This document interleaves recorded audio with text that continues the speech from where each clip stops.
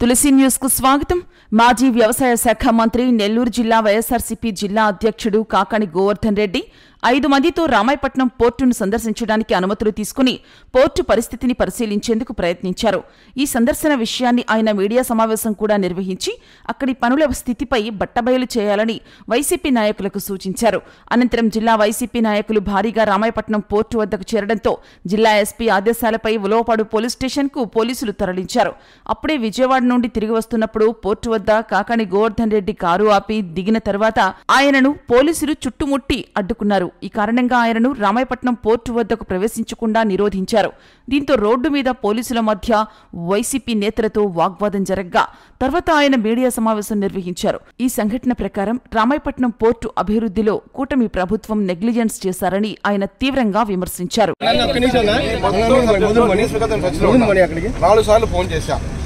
మాకు అభ్యంతరం లేదు, 5-6 మంది చూసుకోవచ్చు మాట్లాడా రమ్మని చెప్పారు. ఈ రమ్మని చెప్పాడు, రాత్రి మళ్ళీ మారిపోయిందండి.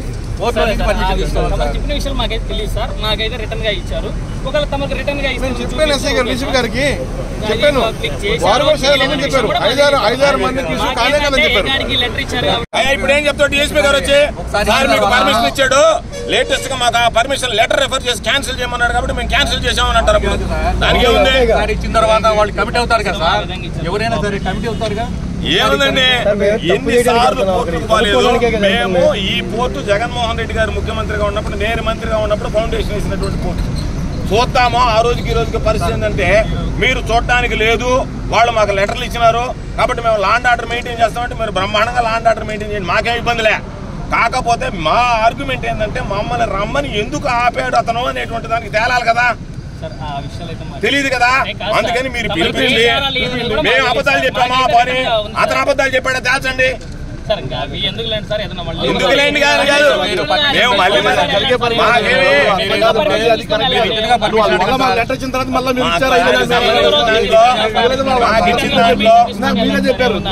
నువ్వు మాట్లాడతావా ఆయన మాట్లాడతారు, ఒక్కరు మాట్లాడండి, ఇద్దరు మాట్లాడితే చెవులో జరగకూడదు, ఈ చెవులో జరిగితే ఇద్దరు కనపడతా, ఒక్కరు మాట్లాడండి.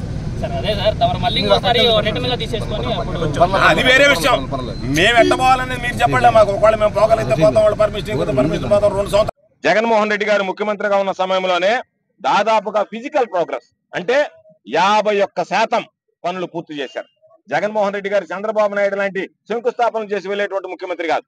2020లో దానికి సంబంధించినటువంటి పరిపాలన ఆమోదపు ఉత్తర్వులు ఇస్తే దానికి కావాల్సినటువంటి అన్ని మొత్తం సమకూర్చుకోవడానికి 2022 ఫిబ్రవరిలో ఎన్విరాన్మెంటల్ క్లియరెన్స్ వస్తే దానికి ముందే దాదాపుగా ఫైనాన్షియల్ క్లోజర్ అంటే దాన్ని కట్టాలంటే డబ్బు కావాలి కాబట్టి 985 కోట్లు రాష్ట్ర ప్రభుత్వం తరఫున జగన్మోహన్ రెడ్డి గారు ఇచ్చారు.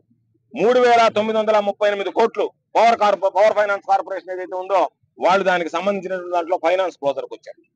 కాబట్టి మొత్తం డబ్బు సిద్ధం చేసి, భూమి సిద్ధం చేసి, దానికి ఉత్తర్వులు ఇచ్చి, అవసరమైనటువంటి ఎన్విరాన్మెంటల్ క్లియరెన్స్ తీసుకొని ఇవన్నీ పూర్తయిన వెంటనే జగన్మోహన్ రెడ్డి గారు జూన్ 2022 నేను మంత్రిగా ఉన్న రోజు ఆయన ముఖ్యమంత్రిగా వచ్చి శంకుస్థాపన చేశారు. అంటే ఏదో మొక్కుబడిగా నేను శంకుస్థాపన చేశాను అనేది కాకుండా, శంకుస్థాపన చేసినటువంటి రోజే బ్రేక్ వాటర్స్ కు సంబంధించినటువంటి లారీలు ఆ పనిని ప్రారంభించాయి. రికార్డ్ టైంలో పూర్తి చేశాయి.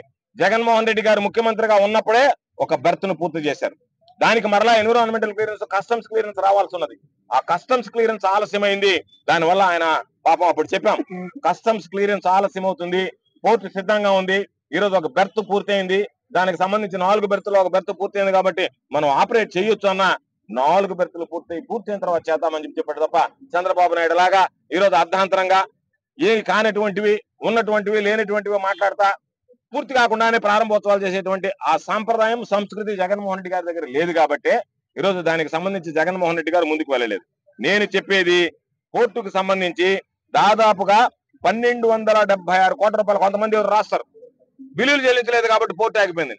పోర్టు 51% పోర్టు నిర్మాణం పూర్తయితే చెప్పమనండి, ఈ రోజు ఉండేటువంటి కాంట్రాక్టర్ చెప్పమనండి, ఈ కంపెనీలు వచ్చి బయటకు వచ్చి 1275,65,00,000 జగన్మోహన్ రెడ్డి గారు ముఖ్యమంత్రిగా ఉన్నప్పుడు చెల్లింపులు జరిగాయంటే 51% పనులు పూర్తయితే 48.5% పనులు పూర్తయినటువంటి వాటికి డబ్బులు చెల్లించేశారు. ఎక్కడా పెండింగ్ లేదు దానికి సంబంధించి. కాబట్టి ఈ రోజు పాపం ఆ విషయంలో జగన్మోహన్ రెడ్డి గారు 10,000 మందికి ఉపాధి అవకాశాలు వస్తాయి.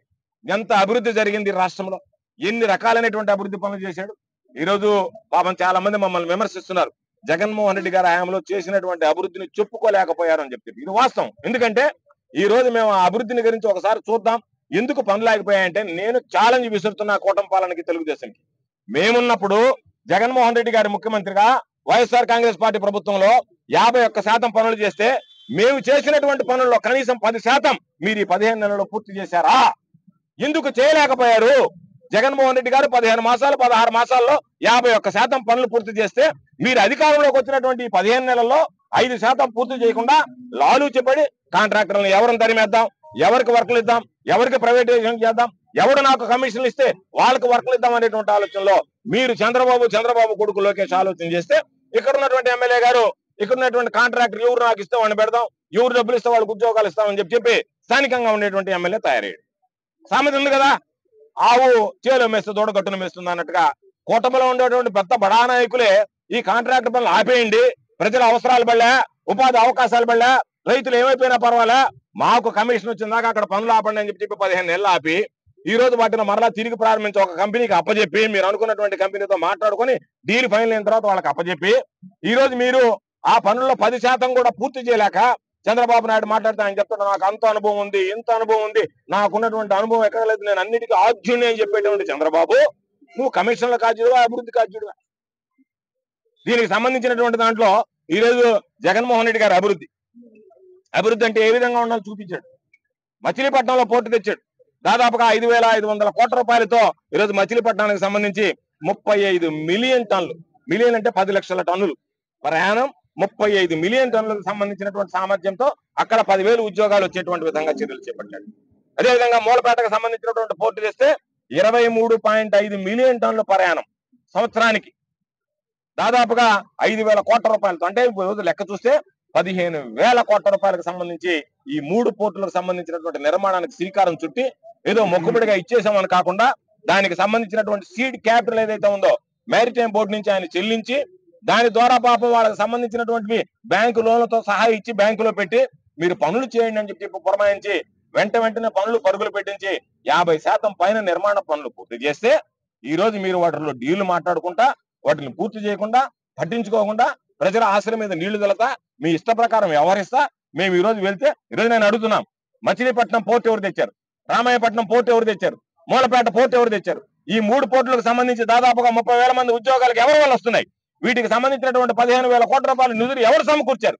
అంత మేర నిధులు సమకూర్స్తే ఈ 3కి సంబంధించి మీరు పనులు చేయడానికి కమిషన్ల కకృతిపడి కాలయాపన చేసి ఈ రోజు వాటిని జాప్యం చేసేటువంటి పరిస్థితి ఏర్పడితే, మేము లోపలికి వెళితే గతంలో ఎన్ని పనులు జరిగాయో గుర్తొస్తాయి. అక్కడ ఉన్నటువంటి వాళ్ళు చెప్తారు, ఇప్పుడు ఏం పనులు చేశారో తెలిసిపోతుంది. మీ భాగవతం బయటపడుతుంది కాబట్టి, మీ అసమర్థత ప్రజలు తెలుసుకుంటారు కాబట్టి, జగన్మోహన్ రెడ్డి గారు చేసినటువంటి అభివృద్ధి ప్రజలకు తెలుస్తుంది కాబట్టి, ఆ జగన్మోహన్ రెడ్డి గారు చేసినటువంటి అభివృద్ధి ప్రజలకు తెలియకూడదు కాబట్టి మమ్మల్ని బలవంతంగా మేమేదో ఉగ్రవాదుల్లాగా, ఏదో ఎక్కడో తప్పులు చేసినటువంటి వాళ్ళ దాకా మా చుట్టూ, బహుశా నేను మంత్రిగా వచ్చినప్పుడు కూడా ఈ రోజు వచ్చినటువంటి దాంట్లో 10% కూడా నాకు సెక్యూరిటీ లేదు. దాదాపుగా 10 కార్లు వచ్చాయి నా చుట్టూ, పక్కన ఈ పక్కన ముందు వెనక, ఎక్కడ పట్టినా పోలీసే, ఇక్కడ పట్టినా పోలీసే.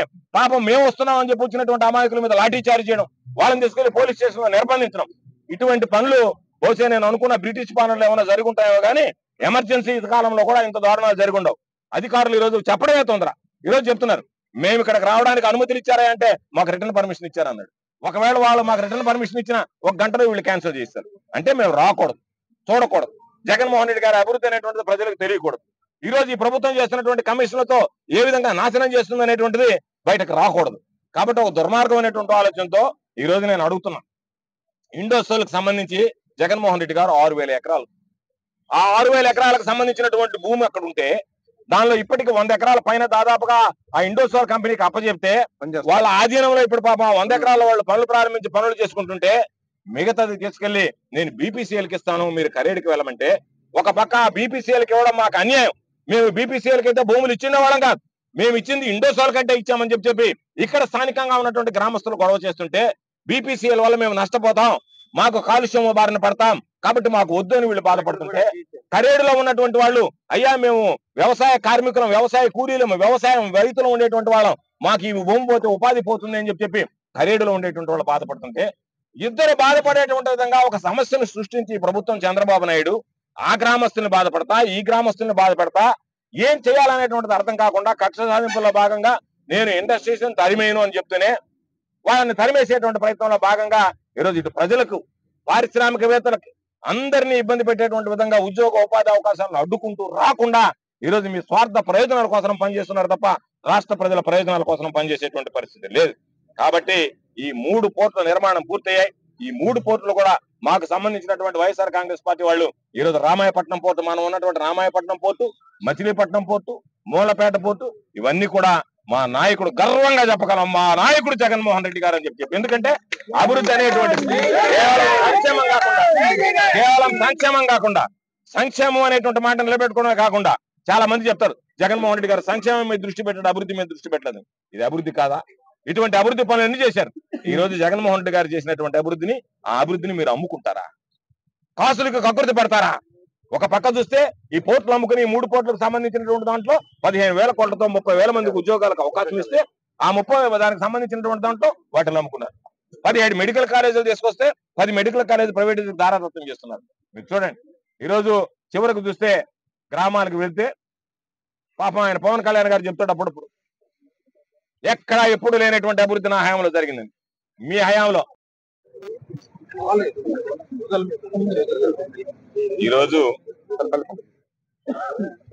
ఈరోజు రామాయపట్నం పోర్టుకు సంబంధించి రామాయపట్నం పోర్టులో జరుగుతున్నటువంటి పనులు పరిశీలించడానికి నేను, నాతో పాటు నా సోదరుడు మాజీ శాసనసభ్యుడు, కందుకూరు నియోజకవర్గానికి వైఎస్ఆర్ కాంగ్రెస్ పార్టీ ఇన్ఛార్జిగా ఉన్నటువంటి గుర్రం మధుసూదన్ యాదవ్ గారు, మాజీ కేంద్ర సహకార బ్యాంక్ అధ్యక్షులు, ఈ కందుకూరు నియోజకవర్గ పరిశీలకులు కామిరెడ్డి సత్యనారాయణ రెడ్డి గారు, స్థానికంగా ఉండేటువంటి నాయకులు, కార్యకర్తలు, ప్రజలు అందరితో కలిసి రామాయపట్నం పోర్టులో జరుగుతున్నటువంటి పనులు, నిర్మాణ పనులను చూడడానికి మేము రావడం జరిగింది. ఏమన్నా దేశద్రోహమా, ఉగ్రవాద చర్య ఏమిటో మాకు అర్థం కావడం లేదు. కానీ సాక్షాత్తు శాసనసభ్యుడిగా ఉన్నటువంటి వ్యక్తిని నేరుగా కందుకూరులో నిలువరించారు.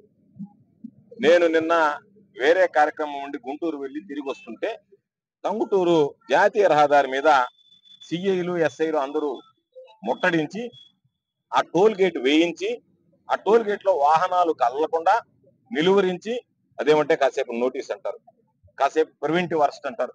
వాళ్ళకే దాంట్లో పోలీసులకే స్పష్టత లేనటువంటి పరిస్థితి. మేము అడిగేది, ఈరోజు రామాయపట్నం పోర్టుకు సంబంధించి రామాయపట్నం పోర్టుకు వెళ్ళడానికి మేము అనుమతి అడిగాం. అనుమతి పోర్టులో ఉన్నటువంటి ఈ గారు 10 మంది, 5 మంది రైతులు, 5 మంది ప్రజాప్రతినిధులు మీరు రండి అని చెప్పిన మీదటే మేము ఇక్కడికి రావడం జరిగింది. ఇంతలో మరి శాసనసభ్యుడు వాళ్ళ గుట్టు రట్టవుతుంది అనుకున్నాడో, లేదనుకుంటే కూటమి పాలకులు జగన్మోహన్ రెడ్డి గారు చేసినటువంటి అభివృద్ధి ఏదైతే ఉందో అది ప్రజలు తెలుసుకుంటారు అనుకున్నారో, పోలీసుల్ని పురమాయించి మమ్మల్ని నిలువరించి అసలు పోర్టు దరిదాపులు కూడా పోకుండా పోర్టు ఎంట్రన్స్ లోనే మమ్మల్ని అందరినీ నిలిపివేయడం జరిగింది. అంటే అభివృద్ధి అనేటువంటిది పోలీసులో, కూటమికి సంబంధించినటువంటి వాళ్ళు, ఈ రోజునటువంటి తెలుగుదేశం పార్టీ శాసనసభ్యుడు వీళ్ళు ఆపితే ఆగేది కాదు. అరచేతిని అడ్డుపెట్టి అరుణోదయాన్ని ఆపలేరు, సూర్యోదయాన్ని ఆపలేరు, అది గుర్తుంచుకోండి.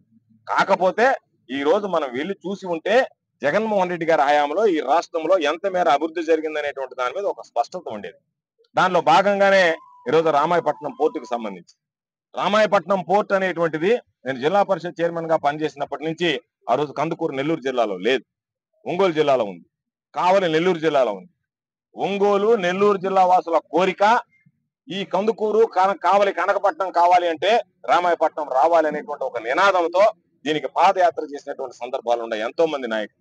కానీ ఎవరు పట్టించుకున్నటువంటి పాపాన పోలేదు. తెలుగుదేశం పార్టీ నాయకులకు ఆ రోజు పెద్దల వైవి సుబ్బారెడ్డి గారి దగ్గర నుంచి, రాజమోహన్ రెడ్డి గారి దగ్గర నుంచి అందరు కలిసి పాదయాత్ర చేస్తే చెవిటి వాడి ముందు శంఖం ఊదినట్టుగా ఉన్నది తప్ప ఏది పట్టించుకున్నటువంటి దాఖలాలు లేవు.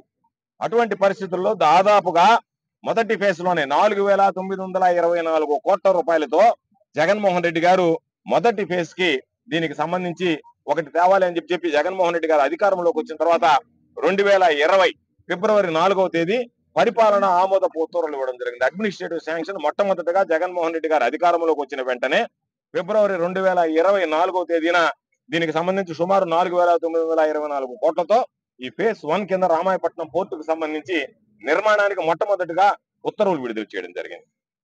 దానికి సంబంధించి 34.04 metric tons million tons per annum 34.04 million tons per annum.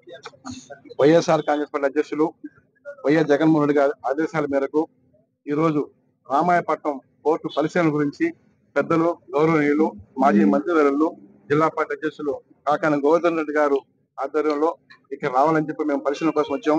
ముఖ్యంగా మా అబ్జర్వర్ గారు వచ్చారు. వైఎస్ఆర్ కాంగ్రెస్ పార్టీ నాయకులు అందరూ కూడా రావడం జరిగింది. ముఖ్యంగా మీడియా అందరూ కూడా నమస్కారం. పోలీసులు మేము చూస్తే అడుగున మార్నింగ్ 6 గంటలకు ఇంటికి వచ్చారు, నోటీస్ ఇచ్చారు. కందుకూరులో ఆపారు, టోల్ గేట్ దగ్గర ఆపారు. ఎందుకు ఆపుతున్నారు, ఏం చేస్తాం మాకైతే అర్థం కావట్లేదు. మేము పోర్ట్ ఈతోని పర్మిషన్ తీసుకున్నాం, వచ్చాం, వారు ఫోన్ లేపరు. వీళ్ళు చాలా అన్యాయం. ముఖ్యంగా మా హయాంలో జగనన్న ముఖ్యమంత్రిగా ఉన్నప్పుడు కందుకూరు కాన్స్టిట్యున్సీ అన్ని విధాలుగా అభివృద్ధి చేయాలని చెప్పి మంచి ఉద్దేశంతోనే పోర్టు శాంక్షన్ చేసేసి భూమి పూజ చేసి 50% పనులు కంప్లీట్ చేశారు. దానికి తగ్గట్టుగా అటాచ్ గా ఎయిర్పోర్ట్ తీసుకొచ్చారు. భూమి పరిశీలన అయింది, అక్విజిషన్ అయింది. తర్వాత ఇండోసోల్ కంపెనీని తీసుకొచ్చి కూడా ఇక్కడ పనులు మొదలు పెట్టించారు. ఈ కాన్స్టిట్యున్సీ అభివృద్ధి చెందాలని చెప్పేసి. అటువంటి పరిస్థితుల్లో మేము ఇక్కడ పరిశీలన గురించి ఇక్కడ రావడం జరుగుతుంది. ఇక్కడ అడ్డుకున్నారు. ముఖ్యంగా ఎయిర్పోర్ట్ ఇక్కడి నుంచి పక్క కాన్స్టిట్యున్సీ తీసుకెళ్తున్నారు. దాని ఉద్దేశం మాకు అర్థం కావట్లేదు. ఇక్కడ ఇండోసోల్ ని ఖరేడు తీసుకెళ్తున్నారు. ఖరేడులో సంవత్సరానికి 3 పంటలు పడుతాయి. అక్కడ భూమి అక్విజిషన్ చేసి అక్కడ మార్చాలని చెప్పి అక్కడ తీసుకెళ్తున్నారు. ముఖ్యంగా బీపీసీఎల్ ఇక్కడ పెడతామని చెప్తున్నారు. బీపీసీఎల్ పెడితే ఇక్కడ గ్రామాలన్నీ ఉన్నాయి, ఇక్కడ దెబ్బతింటాయి. ఇక్కడ ప్రజలు వ్యతిరేకిస్తున్నారు. ఇవన్నీ దృష్టిలో పెట్టుకొని మేము ఇక్కడ పరిశీలన వస్తే ఒకటే మాకు అర్థం అవుతుంది. ఇక్కడ స్థానిక ఎమ్మెల్యే ఏం చేస్తున్నారు, ఎలక్షన్ కి ముందు రామాయపట్నం పోర్టుకి సంబంధించిన ఎవరైతే భూములు రైతులు ఇచ్చారో వాళ్ళందరికీ మేము అధికారంలోకి వస్తే ఎకరాకి 40 లక్షలు ఇస్తాం. ఈ ప్రభుత్వం 23 లక్షలు ఇస్తుంది. నన్ను అధికారంలోకి మా గవర్నమెంట్ వస్తే 40 లక్షలు అని చెప్పారు. ఆ వాయిస్ ఇడిపోయింది, ఆ ప్రామిస్ ఇడిపోయింది. మాకు అర్థం కావట్లేదు. ముఖ్యంగా ఎమ్మెల్యే గారు ఇండోసోల్ కంపెనీ వాళ్ళ దగ్గర, ఈ పోర్టు వాళ్ళ దగ్గర లాలూచి పడి లంచాలకి తీసుకుంటూ వీళ్ళందరికి ఇచ్చిన హామీలను గాలి కుదిరేశారు. ముఖ్యంగా ఎమ్మెల్యే నేను అడుగుతాను నేరుగా మీ ద్వారాగా, అయా ఎలక్షన్ ముందు ఎంతమంది పొలాలు ఇచ్చిన రైతులు, ఆ కుటుంబం సంబంధించిన పిల్లలందరూ కూడా ఉద్యోగాలు ఇచ్చారు. ఇక్కడికి ఉద్యోగాలు ఇచ్చారు ఈ పోర్టు సంబంధించిన వాళ్ళు. ఆ ఉద్యోగాలను తీసేసావు, మీ వాళ్ళకి ఇచ్చావు డబ్బులు తీసుకొని. వీళ్ళందరూ ఏమైపోవాలి?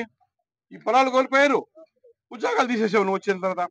పోనీ కొంతమందికి మా ముఖ్యమంత్రి గారు 23 లక్షలు చాలా మందికి డబ్బులు ఇచ్చారు. బ్యాలెన్స్ వాళ్ళకి 40 లక్షలు అని చెప్పి ఆపేశావు. వాళ్ళకి డబ్బులు ఇచ్చిన పాపాన పోలేదు, ఇప్పించిన పాపం పోలేదు. వాళ్ళు ఒకవేళ పోయి ఇప్పుడు అడిగితే అసైన్మెంట్ ఉంటే ఆపేశాయి, ఏదైనా లీగల్ పర్మిట్ ఆపేశాయి. కేరకున్న డబ్బులు 5 లక్షలు 10 లక్షలు 20 లక్షలు ఇప్పిస్తున్నావు. ఇది అన్యాయం కాదా? వాళ్ళతో లాలుసాయి ఇట్లాంటి కార్యక్రమాలు చేస్తారు. ముఖ్యంగా మేము ఒకటే డిమాండ్ చేస్తున్నాం. మమ్మల్ని ఈ రోజు తెలుగుదేశం పార్టీ కావాలని చెప్పేసి పోలీసుల్ని మా మీద ఉసిగలిపేసేసి మేము లోపలికి వెళ్తే అక్కడ జరుగుతున్న కుట్రలు కావచ్చు, అక్కడ జరుగుతున్న వర్క్ గురించి బయట పెడతాము, కందుకూరు ప్రజలకి రాష్ట్ర ప్రజలకు తెలుస్తుందని చెప్పి దురుద్దేశంతో మమ్మల్ని ఆపడం జరిగింది. ముఖ్యంగా మేము ఒకటే డిమాండ్ చేస్తున్నాం. రాబోయే రోజుల్లో జగన్మోహన్ రెడ్డి గారు, ఆంధ్ర ప్రజలు కూడా అందరూ కూడా ఆశీర్దిస్తారు. జగన్ మళ్ళీ ముఖ్యమంత్రి అవుతాడు. రాబోయే రోజుల్లో జగన్మోహన్ రెడ్డి గారి చేతుల మీదుగానే ఈ పోర్టు మళ్ళీ మేము ఓపెన్ చేసుకుంటాం. ఇది నిజం. ఇది ఎందుకంటే ఎవరైతే రైతులు పొలం కోల్పోయారో, ఎవరు రైతులు ఇబ్బంది పడ్డారో